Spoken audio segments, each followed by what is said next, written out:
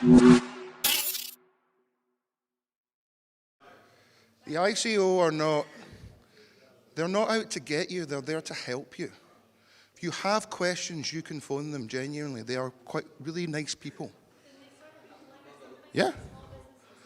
Yeah, and they've got an 8-month backlog on GDPR issues already. And they don't have any staff anymore because they only pay their staff, their case officers, 27 grand. So all their case officers have left to become data protection officers, like 60 grand. It's brilliant. They can't hire enough people. Right, okay, so that should have got you thinking.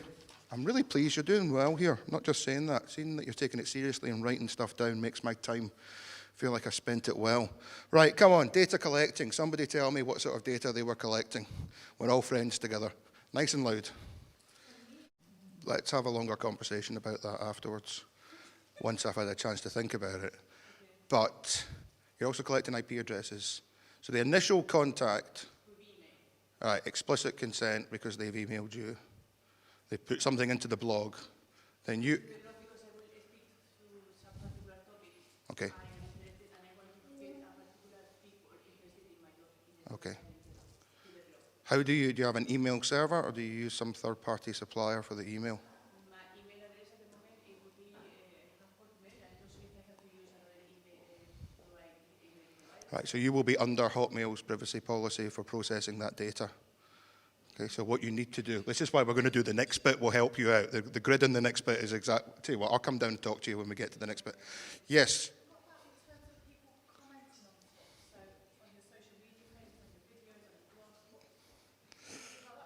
Could you stop asking hard questions? You are in some kind of relationship with those people because they're public comments, but they have voluntarily given you their opinion. They're identifiable, but that's under Facebook and Twitter's privacy policy. Yeah, it's just, but we're all back to, I knew that today was going to be like this, we're all back to, we just need to go and check those policies and accept the risk. That is why wait for the next exercise. Oh, go on. So, for example, if I'm putting out something on Twitter, you are putting a comment on it. Yeah. As long as I don't contact you directly, Yeah. individually, Yep. I'm actually... You're okay? Yeah, you're fine. Now, the question is, because I like just winding people up, I always complain to my counsellor because she doesn't do anything. There's a terrible graffiti problem in Glasgow. But then she contacts me back and asks me to say on Twitter where I live. And I have to send her a message going, that is not on, madam. You can DM me and give me your email address and I can tell you where I live. But why are you asking for people's street addresses explicitly on Twitter? Now that starts a relationship. The minute she replies, you form some kind of relationship. So you have to think about these things. But if you go, oh, thanks for the nice comment, then you're okay. Just don't ask them when they've missed a delivery to tell you what their address is on a public medium. So as long as you've not got like a forum or a comment section on the actual own website and everything's stored on third-party social media sites, you're fine. You're less responsible for it, yeah. Yeah, you're pretty much okay. Because think about it, we can't be too paranoid, otherwise all commerce would grind to a halt.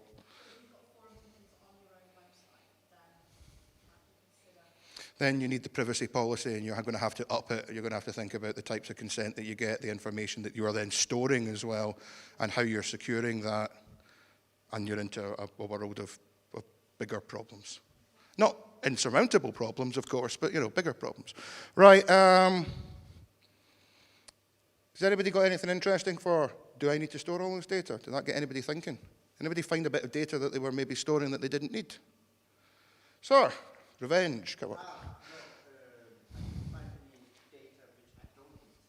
You found you needed more data by any chance? No, but I only use the data in order to contact the person individually, or to visit their office or place of work if I have an appointment instead. Okay. So, for example, I don't operate mailing lists or anything like that. Okay. It's just on a one-to-one basis. That's fine. That's consent. They've given it to you. They're expecting you to turn up. I mean, you're not just turning up to people's places of work, are you? No. You're fine. Don't worry about it. Right, this stored one, this is the one that sort of worries everyone. So do we have anything interesting for where the data is stored? Or any thoughts on that? Yes, sir. The company I've done this exercise on, my wife's got a private medical company, she's an oncologist. So she has some data from the NHS on patients that she treats privately. So it's the NHS obviously holding that. The data controller, and she's the data processor in that relationship. But because you're both liable, as we'll see right at the end, you need to do your due diligence. You also said that you had a lot of paper data as well, paper records. Patient records that are archived in sort of files. So we need to think about locks on doors and locks on files and install a higher security lock if it's a bit more expensive, just so that we can say that we've gone through the process. Good, that's the sort of way we should be thinking. Excellent. Store that data depends on sort of how sensitive it is. Because I keep a paper notebook with some very few meetings, but it's just like saying, like this person's interested in this asset of career development. So it is personal to them, but it's not like highly sensitive. No, it's not. So that's lower. I need to start having locked cabinets and like keeping my little notebook in there. No, again, because all business would grind to a halt, just don't leave the notebook on a train. But of course, and horrible to say, but in your situation, as we said, you're on for the bigger fine because that medical, that's everything. That's name, address, national insurance number, medical records, highest priority. So you're cool with your notebook. Maybe get one of those little locking notebooks or something. I don't know. Just be paranoid. Be paranoid. Okay, where's it stored? Length of time. Any reflections on length of time? Problems around that one?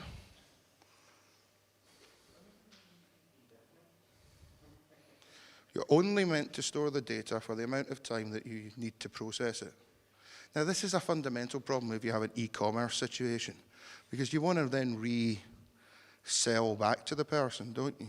So that's why you get consent to contact them in the future. And then if they don't give you the consent, then theoretically you should just destroy that data. And it's also the amount of data, right? So once you've sent the pink unicorn to the person's address, you maybe want to keep their email address and their first name, so you can, if they've opted in, you can send them. But do you really need to store their address anymore? You don't, because when they fill out the form the second time, they're going to give you their address again. That's the good practice that you need to think about. Consent, data processing agreements, and dealing with third-party suppliers. So we've talked about consent a bit in terms of how you should be using that to contact your data subjects. Well, but this has changed a lot from what it currently is to post-GDPR sort of consent guidelines. So previously you could have tick boxes on the website which were pre-selected, and you didn't have to define how long, the information was going to be kept for, and if you were sending it to third parties, you didn't have to define that either. Whereas now you need to do that. The top one is something we use. You don't need to ask for consent to contact one of your customers already, because you need to provide them with information, usually like we mentioned before, around the contract that they probably have in place with you. If they've bought a product or service from you, they need to have information about that, usually like an update to an order. It must be requested in a concise and easy to understand way, so it's got to be quite a simple statement that says, I consent for my data to be used for marketing purposes, future events, and related products and services. If you're gaining it over the phone, we use a script and we record all calls to show that we've got that person's consent to be contacted. Written, like I said, don't use pre-tick boxes, opt-out boxes, or other default settings, or try and confuse people by saying, do not click this box if you want to be contacted, or do not click if you do not want to be. So that it confuses the person, they don't know which way it's going. They must be able to withdraw their consent easily. So this is where you have an unsubscribe field or a content management page for each individual customer where they can click onto it and change their preferences. Must be kept up to date. So you have to refresh it after a certain period of time. So this is when we go back to saying data is not timeless. You must be able to say that if they've not got back in contact with you for like marketing purposes over a certain period of time, you then have to remove it or rotate it. But if they have got in contact with you that within that period of time, it sort of resets the clock. So if you keep it for 5 years and someone contacts you after 4 years, then we say you can keep it for another 5 years after that. And you must be able to evidence that consent. So who's given it, when they gave it, how they gave it, and yeah, what do they say to you? So these are some examples, and ours is on the next slide as well. But this is like the top ones are good because they obviously separate out. So I agree to use the data in accordance with the company privacy policy. So that's different for people. This is how you have to separate them out these days. You can't have them all in one. And then you'd have a separate one for all marketing purposes. So the top one is for you to use their data for the service or product they're buying. And then the second one is for you to contact them about other products that you may have, other services that don't relate to the thing that they've bought. And then the bottom one is obviously a bad example because it's just all bundled into one. It doesn't really tell you what you're using it for. And it doesn't differentiate between them using the privacy policy and marketing. So this is just one this is on all of our forms now on the UKFast website. And that one just says, obviously, agree to the privacy policy, which is linked there. And the second one is relating to all of the products and services that we would like to talk to people about. So, yep. How about if I meet a person, for example, at a conference or at work, we have a face-to-face conversation and they give me the business card or just the email address? So if they're giving you Yours? if they're giving you a business card or you're getting that information at an event, as long as you keep a copy of it, and that's what we do. This is the main way we contact people is from events. We'll have a copy of every single business card we've collected, and we'll just store that on file, scan them in, and just store it digitally and say this is the event that it came from. And then that way you've always got an audit trail of where you had that information from in the first place. And because they're offering it to you, it can be classed as legitimate interest. Because If they just shout out you their email address to, because I get that very often and I just write it down. I don't have a business card. if you can write it down, it's not hard. It's just a bit harder to evidence. But if you write it down and you store it that way and say you have a list of them and you say it's from this event and these people attended, then that's better than nothing. I think you'd like to say the ICO, they take a very pragmatic approach to this sort of thing. So they wouldn't, if you had a list of people who came to an event and you showed them that, then I think that you'd be okay. They're not going to throw the book at you for that. About if you haven't actually met someone, but a lot of the work I'm doing is a very precise group of people at the university, and so I can get those names off the internet. So their names, why they're freely available on the internet. Am I okay to just email them and say, I've seen your name on the internet, are you interested in my services?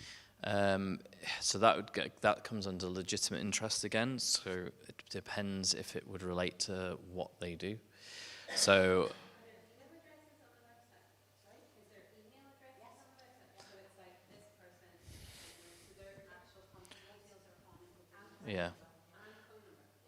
so that it's related. It should be related to a service that you're offering. So So if my service, I offer careers advice and I'm contacting people in the careers yeah, department. yeah, that's exactly the way you can still do it. So we have it as well that and any of our outbound team, they'll go onto company's house or something, and they'll find anyone who's in like a chief technology officer role or an IT manager, and they'll contact them about hosting services because they're legitimately interested. That's why they have their information usually on these portals, is so people can contact them about it.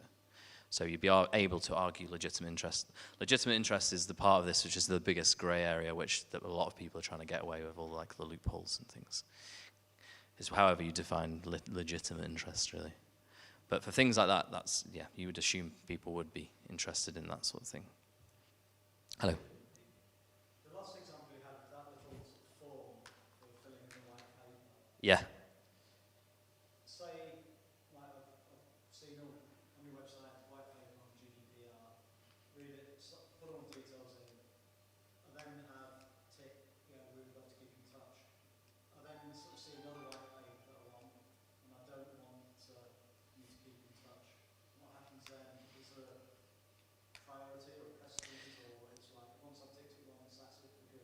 So the way we're doing this is because if you ticked it once and then you didn't tick it on another one, we'd expect you to unsubscribe because you've ticked it elsewhere.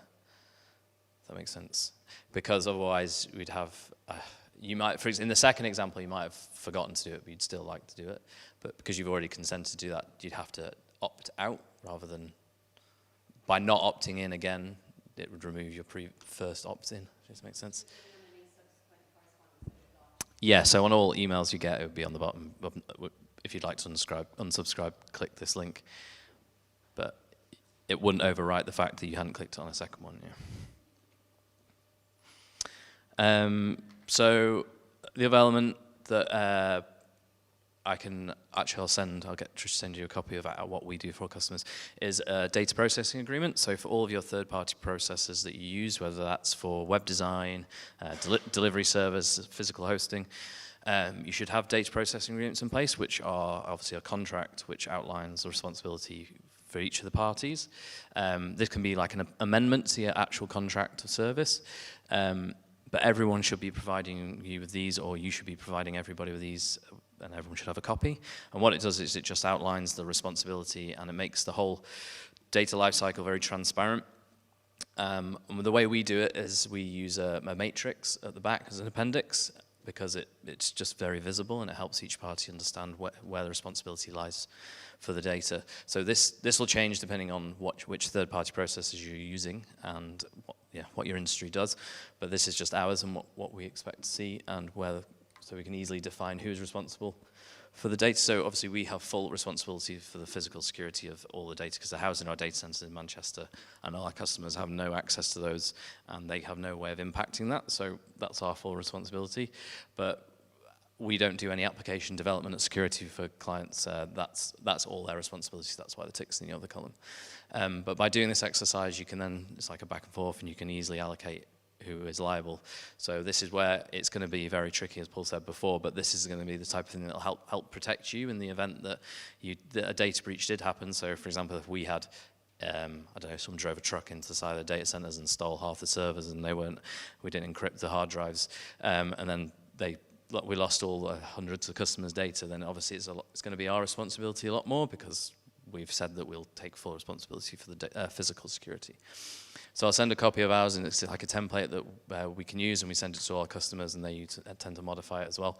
And it's just quite a good starting point. But these will obviously change depending on what the services are that you're using from different third parties. So this is just a quick overview of what we spoke about so far and what we expect to see people to have in place. Paul's obviously going to cover a lot of these three last points of his amazing cybersecurity talk in a minute. But these are steps we expect people to have done before 25th of May, or if obviously you're not operating yet, then it's something you can do whenever you decide to start doing them. But creating a concise privacy policy that's easy to read. Make sure you've done your data mapping so you know where it's all stored. Once you've mapped it out, you can then put your processing agreements in place with your third parties. Make sure you have a record of all your processing activities with those third parties, and the correct liability and transparency defined.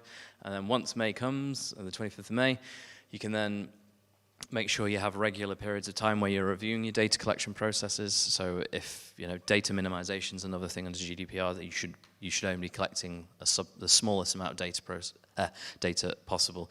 You shouldn't be collecting fields of data you don't actually need about people. So if you only need their first name and last name and email address, don't collect their telephone number and physical address.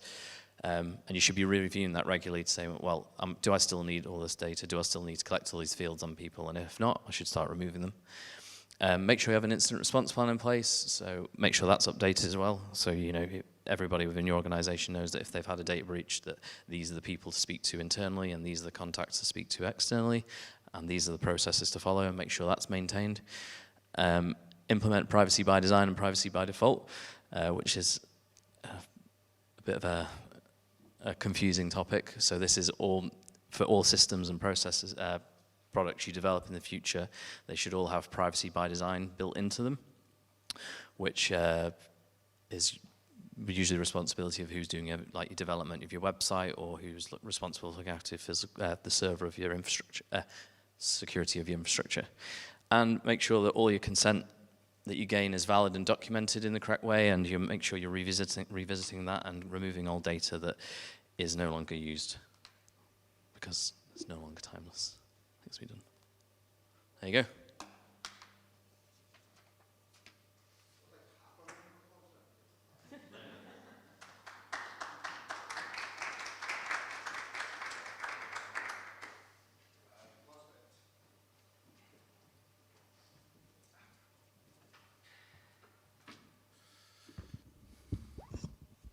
Stephen, you've heard this talk a million times, so don't think I'll be offended if you go. You've heard all the jokes. Right, okay, this is, I've had lots of fun with data and data mapping. Now the security guy has to come up and scare us. So put your hands up if you're afraid. Okay, we shall change that. That's not enough fear. So I'm Paul. Ethical hacker, taking the word hacker back. Not technical IT security specialist, no, old school hacker. This is the slide the boss makes me read to you, or he will tell me off. So we're a sister company to UK Fast, totally separate organizations like Tech Manchester is. We used to be a company called Pentest Limited. We've got 55 hackers, 20 cities, 10 countries, all the way around the world, so we can test things at different times at night.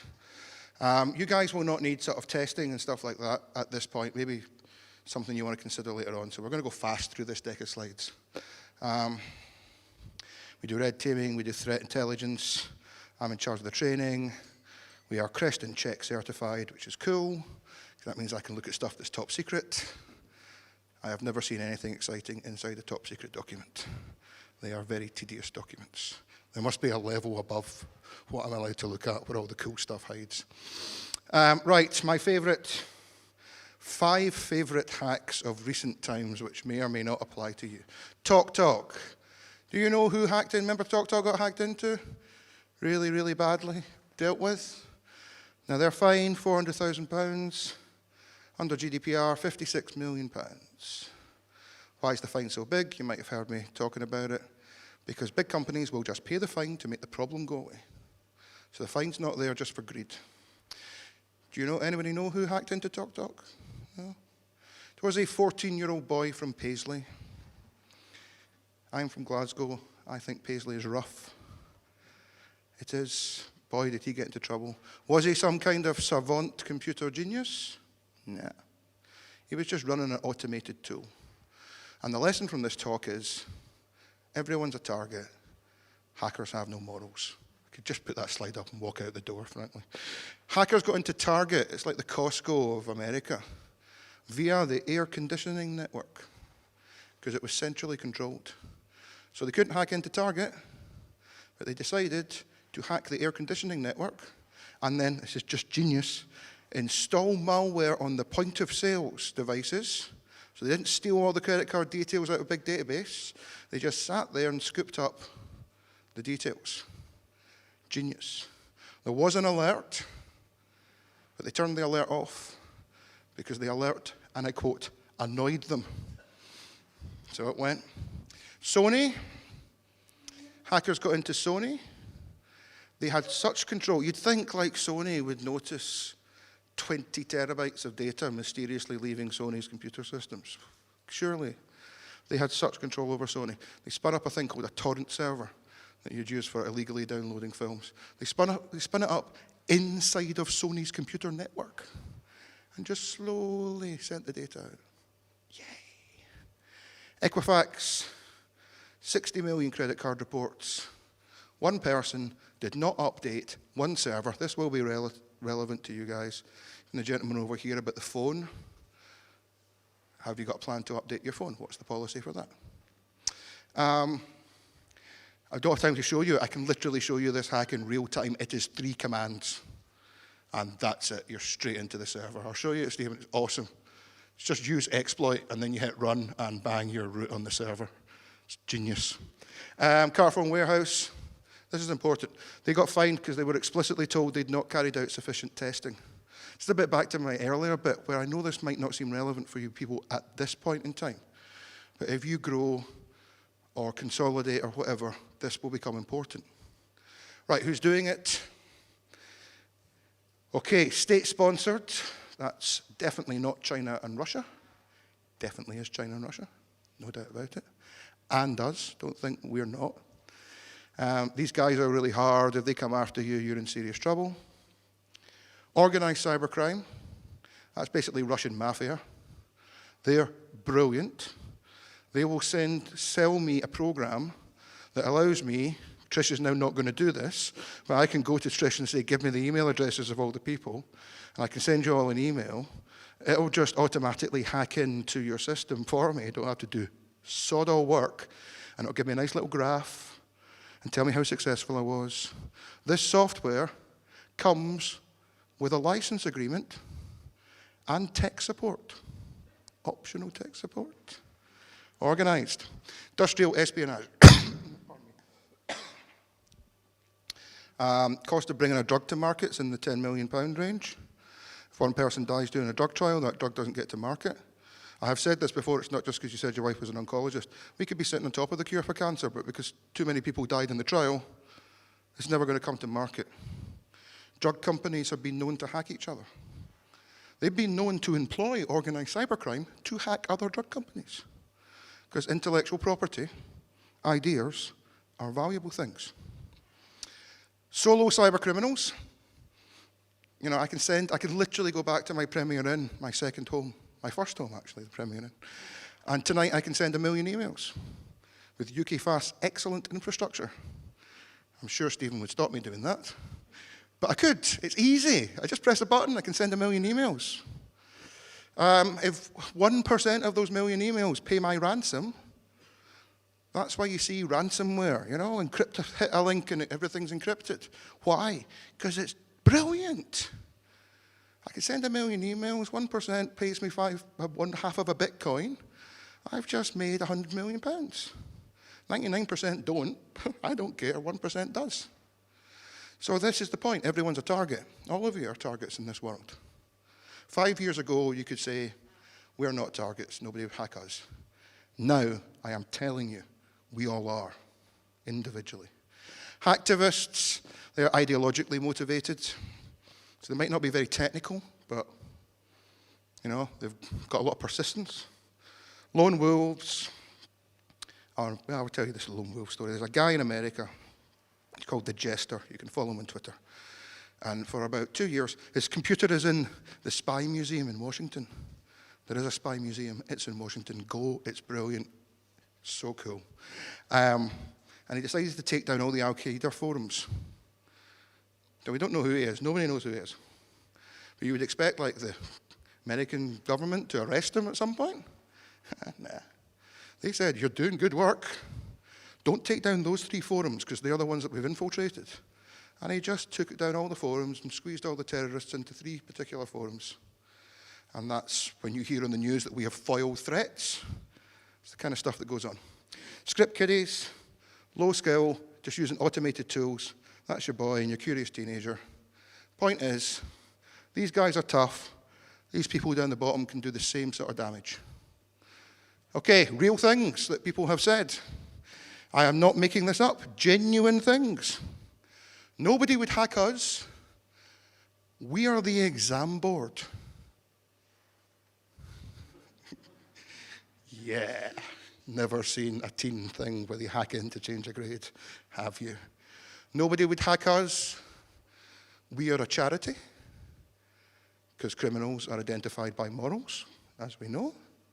I said to the nice charity lady, I'd like to hack a charity.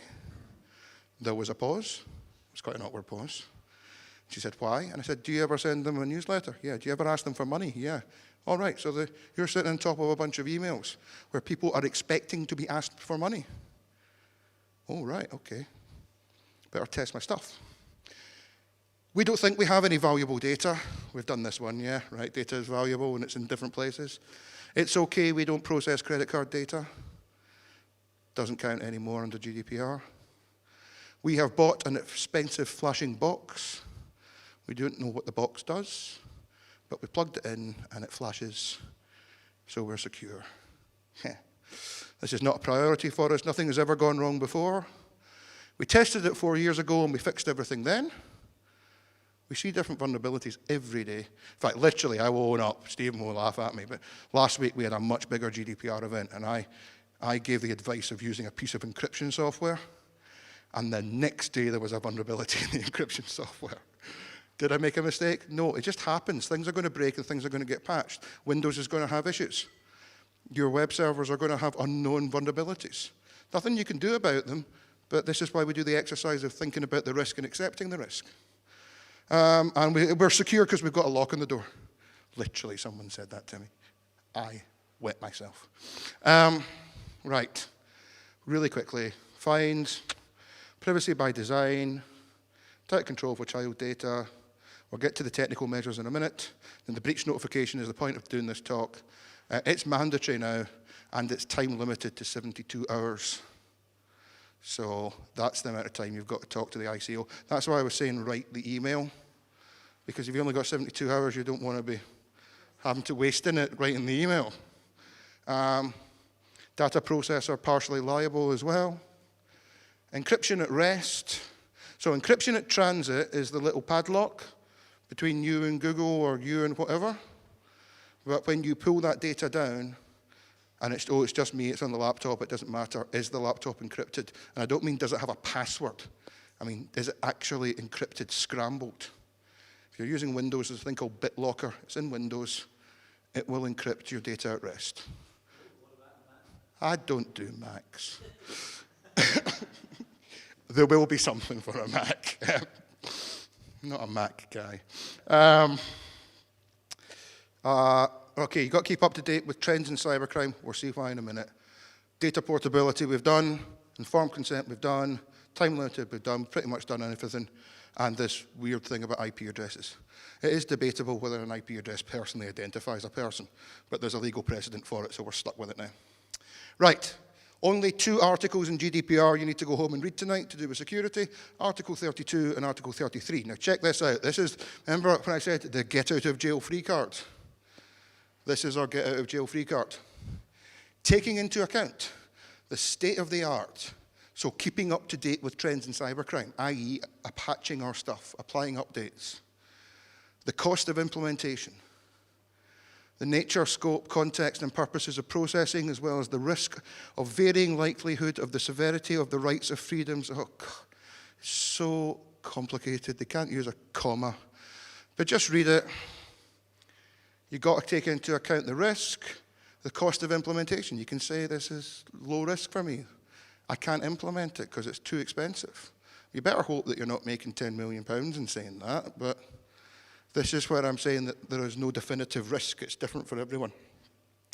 And the rights and freedoms, so have I lost enough? A set of email addresses probably isn't going to affect someone's rights or freedoms that much, but name, address, phone number, higher risk, national insurance number, higher risk, medical data, higher risk. So this is the bit's important. The controller and the processor shall implement appropriate technical and organizational measures. So this is the change. It ties the controller and the processor together. Implement technical and organizational methods. You might not be able to implement technical measures because Wix or whatever it is that's doing your website is doing your website. But you can do organizational methods by doing these exercises. That covers you. A level of security appropriate to the risk. Then it goes on. Now, we're not doing pseudonymization, but that's basically if you can scramble the data, if it's possible. And encryption of personal data. This is interesting. Confidentiality, integrity, and availability of the system. That's why it's talking about ransomware and DDoS attacks. Because if you get hit with that, then your systems are no longer available. So if we think of TSB, TSB would be in serious trouble because other people could see other people's accounts. So confidentiality is gone. They had to take the whole system down, so availability is gone. Presumably, if you can see somebody else's account, you maybe are able to change it in some way, so the integrity is gone. When you're doing your risk stuff, those 3 words are the language that you want to phrase it in. It could actually be another column on the exercise. Restore the availability. Why do I, what? It's because I smoke. But thank you anyway. Very kind of you. Right, okay, ability to restore the availability. And then a process for regular testing that the measures are actually in place. That's what they want you to do. Right, okay, here's the breach one. We're getting close to the end. So, undue delay and where feasible, not later than 72 hours after having become aware of it. Notify the personal data breach to the ICO in our case. Unless the personal data breach is unlikely to result in a risk to the rights and the freedoms of natural persons. So that's the answer to the question, when do I need to tell them? You need to make the decision whether it's likely or not. Processor shall notify the controller without undue delay. So Gmail gets hacked, they have to tell you, they can't hide it. They can't wait until they figured out what they're doing about it. And then, just have a look at this. So you've got to describe the nature, categories, numbers of data subjects, communicate the name and contact details of the data protection officer or who the controller is, describe the likely consequences of the personal data breach. I have lost the data, but it wasn't very sophisticated. It wasn't my fault. I think it's unlikely that there's going to be any risk to people. Describe the measures taken or proposed to be taken, what you're going to do about it, basically. There is a Word document on the ICO's website, that is the data breach reporting document. It is just that with boxes underneath it. So back to the write the email. Maybe do an exercise and write that stuff out as well, just so you've got it, just in case. Right, and then you've got to document it. That's what you've started to do. And its effects and what you're going to do about it. It's actually, people are getting worried about this. This is probably the most straightforward out of all of it. Right, how are we doing for time? We've got 10 minutes, okay. Let's play a game. I am a clothing company.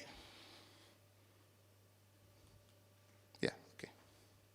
I've got data subjects, direct subjects, purchase, mail order. I've got websites, I've got email addresses and IP addresses and real addresses because I'm selling stuff. I don't take credit card details, but WorldPay are my data processor, so I need to go and check their data privacy policy. DHL deliver for us, so they're the data processor there, but we need to check that. There's a loyalty club team, and there's a customer service team in India. Okay, I want to get that company. Who am I going to hack into? We are almost done. Come on. You could do. Why? Outside the EU, probably a good choice. But I'll tell you that the Indian people, they deal with lots of companies, so actually their security is quite good. We can agree that it's not worth my time hacking PayPal or DHL just for one company. So look at the loyalty team. Now, the loyalty team, they've contracted out the printing of the cards. So I've just taken that data, passed it to this person. I have not done my due diligence, didn't realize that they subcontracted out the cards. Goes to a database. There's me. There's my friend in the black market. Who's liable? Data controller liable.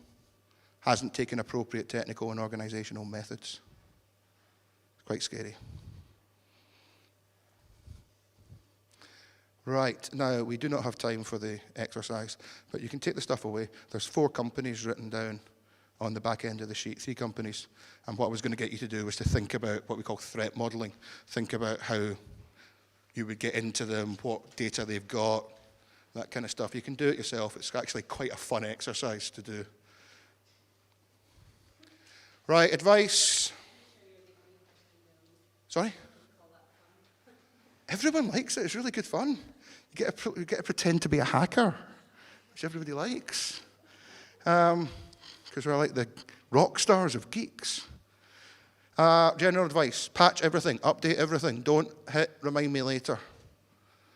We don't live in a world, you're smiling, you've done it. I know people in this room have done remind me later, because I've done remind me later. I always ask them, somebody always puts their hand up to say that they always update. They don't. Human beings don't. But we don't live in that world anymore. So, update stuff. This is for bigger organizations, but, you know, segregate off things that you can't patch, put things in different places. Take regular backups, assume it's going to happen and drill for it, have the plan ready. If you've got staff, educate the staff, run simulations. Cool ringtone. Demand board level buy-in if you have a board.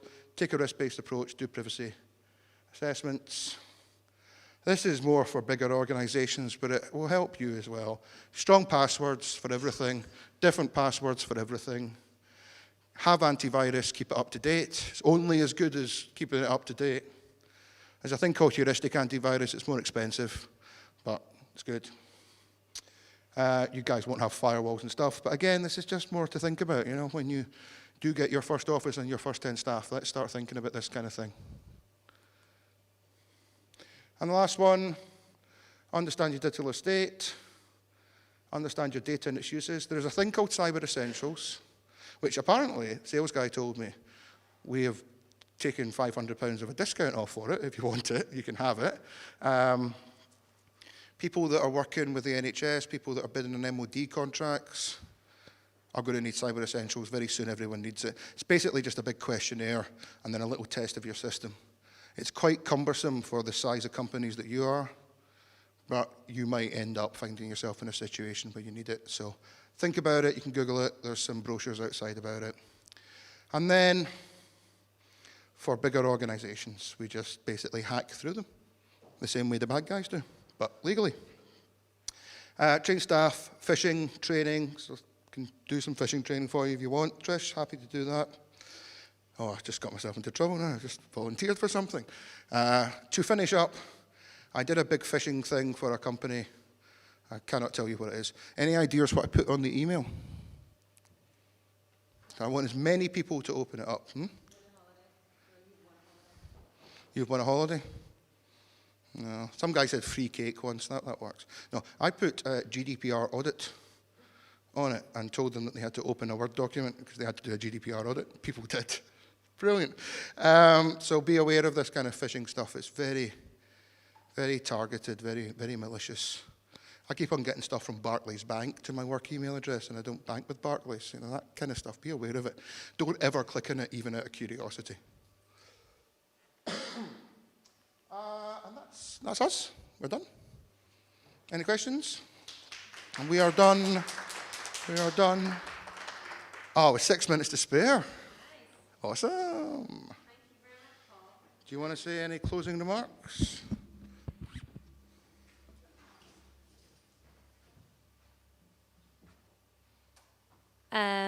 Just a very quick thank you to Stephen and Paul for taking the time to do this. Hopefully that's given you some food for thought for your own businesses, and what plans that you need to put in place has certainly given me some. We have no tech class in June because we've got the next match-up event for Meet the Mentors. So we'll be having our next tech class in July, which will be about recruitment and taking on your first hire. But we'll send some information out about that early on in June. So thank you very much.